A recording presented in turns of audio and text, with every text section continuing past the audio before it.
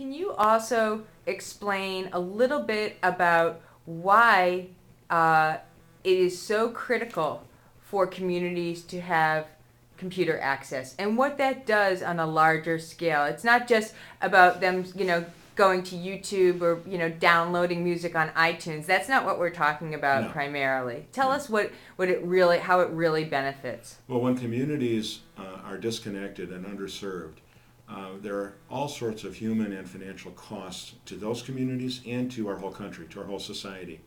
Some of the financial costs are costs that we pay as taxpayers through government programs that are involved with, with crime, with gangs, with all sorts of other things that government provides to those communities, whether they're minorities or they're people with disabilities or very small towns and countries in states like Montana that may not have the access that we take for granted here.